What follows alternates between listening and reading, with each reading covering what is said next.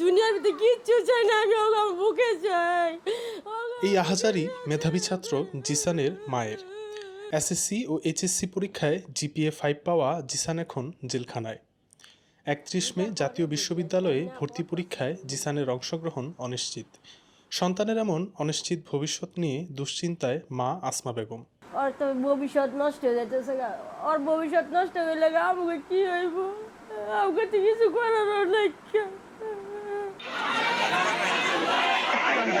Narayanganj city কর্পোরেশনের সাবেক mayor Selina Hayat আইভীকে গ্রেপ্তারে বাধা ও হামলার অভিযোগে পুলিশের এক মামলায় গত ১২ মে গ্রেপ্তার হয় জান্নাতুল ফেরদৌস জিসান। একই মামলায় গ্রেপ্তার হয় জিসানের বাবা মোহাম্মদ হানিফ এবং চাচা ফুড ব্লগার শকত মিথুন। জিসানের মায়ের দাবি, আইভীকে গ্রেপ্তারের ঘটনায় আগে চাচা মিথুনের সাথে কুষ্টিয়া গিয়েছিলেন জিসান। যেদিন রাতে আইভীকে গ্রেপ্তার করা হয় সেই রাতে 12:30টায় কুষ্টিয়া থেকে বাসায় ফিরে ঘুমিয়ে যান তারা। সকালে ঘুম থেকে উঠে আসন্ন বিশ্ববিদ্যালয়ে ভর্তি পরীক্ষার প্রস্তুতির জন্য পড়াশোনা করছিল জিসান।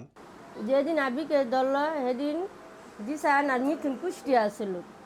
রাত্রে 12টা বাজে আইসে, এরপরের দিন জিসান বাসায় পড়ার টেবিলে আসছিল। সেদিনের ঘটনায় জিসানের সম্পৃক্ততার কোনো প্রমাণ পুলিশ আদালতে উপস্থাপন করতে পারেনি দাবি করে ন্যায় বিচার পাচ্ছেন না বলে অভিযোগ করেন জিসানের আইনজীবী অ্যাডভোকেট আওলাদ হোসেন। জিসান পুলিশকে প্রতিরোধ করছে বা এই পুলিশের কর্মকাণ্ডে বাধাগ্রস্ত করছে, এই মর্মে কোনো এভিডেন্স, প্রত্যক্ষ সাক্ষী, ভিডিও ফুটেজ, মেডিকেল সার্টিফিকেট কিছুই প্রদর্শন করতে পারেনি।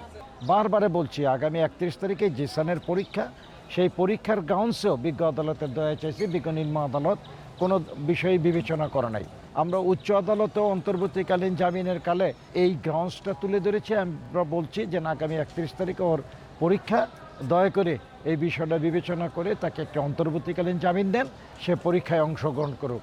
বিজ্ঞ আদালত অন্তর্বর্তীকালীন জামিন মঞ্জুর না করে আগামী 3 তারিখে শুনানির জন্য দিন ধার্য করেছে। তার বিরুদ্ধে সুস্পষ্ট কোনো অভিযোগ নাই, মেডিকেল সার্টিফিকেট নাই, তদুপরি সে একজন ছাত্র, কোনো রাজনৈতিক দলের কর্মী না। সমস্ত এভিডেন্স দিয়ে ন্যায় বিচার প্রার্থনা করেছিলাম, আমরা ন্যায় বিচার থেকে বঞ্চিত হয়েছি। ছাত্র জনতার অভ্যুত্থানের অন্যতম আন্দোলনকারী ছিল জিসান। এমনটা দাবি করে মেধাবী ছাত্র জিসানকে বিশ্ববিদ্যালয়ে ভর্তি পরীক্ষায় অংশগ্রহণের সুযোগ দেওয়ার অনুরোধ জানিয়ে জাতীয় নাগরিক পার্টি এনসিপির নারায়ণগঞ্জ জেলা কমিটির সদস্য লুবনা রহমান বলেন, জিসানকে আন্দোলন থেকেই চিনি। আন্দোলনে ওরা দেখছি আমি পানি বিতরণ করতেছিল বা আন্দোলনে আমাদের সাথে সহযোদ্ধা হিসেবে ছিল। 31 তারিখ হচ্ছে যে জিসানের পরীক্ষা। খুবই ব্রাইট স্টুডেন্ট, জিপিএ 5 পাওয়া একজন স্টুডেন্ট, তার সামনে খুব সুন্দর একটা ভবিষ্যৎ।